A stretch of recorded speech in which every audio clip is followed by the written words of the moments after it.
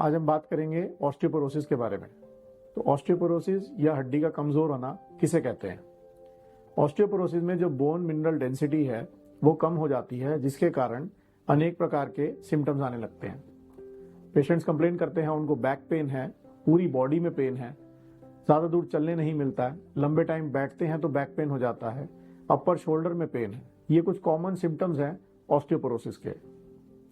Osteoporosis के diagnosis के लिए एक सिंपल प्लेन एक्सरे काफी है, बट कुछ एडवांस टेस्ट और भी अवेलेबल हैं, जैसे कि डेक्सा स्कैन, जैसे कि एमआरआई, सीटी स्कैन।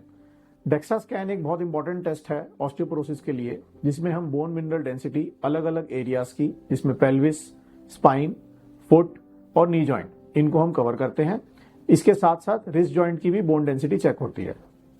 अब हम बात करते हैं कि ऑस्टियोपोरोसिस को समझना या उसकी इंपॉर्टेंस क्या है। तो ऑस्टियोपोरोसिस जैसे कि सबसे ज्यादा देखा जाता है उन लोगों में जिनकी उम्र 55 साल से ऊपर है, या फिर उनको कोई हार्मोनल डिसबैलेंस है, या उन फीमेल्स में कॉमनली देखा जाता है जिनका यूट्रस की सर्जरी हो रखी है, उनकी ओवरीज रिमूव हो रखी है। तो अर्ली स्टेज पर सर्जरी होने से भी ऑस्टियोपोरोसिस हो सकता है, लाइक जैसे मैंने बताया हिस्टेक्टमी, यानी यूट्रस एंड ओवरीज रिमूव हो रखी। ऑस्टियोपोरोसिस हमारे लिए क्या क्या प्रॉब्लम्स खड़ी कर सकता है? सबसे कॉमन प्रॉब्लम जो हम फेस करते हैं वो है ऑस्टियोपोरोटिक फ्रैक्चर्स, मतलब बोन अपने आप ही फ्रैक्चर हो जाती है, जिसको हम स्ट्रेस फ्रैक्चर्स भी बोलते हैं। ये कॉमनली देखे जाते हैं स्पाइन में, जिसके कारण जो स्पाइन का बेंड है फॉरवर्ड की तरफ हो जाता है।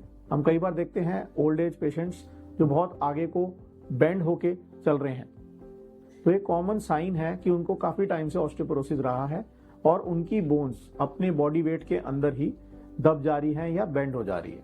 सेकेंड कॉमनली हम देखते हैं हिप फ्रैक्चर्स के साथ पेशेंट्स आते हैं कि बाथरूम में गए और वो गिर गए एंड उनको हिप में एक फ्रैक्चर हो गया। ऐसे फ्रैक्चर्स को ट्रीट करना बहुत जरूरी है।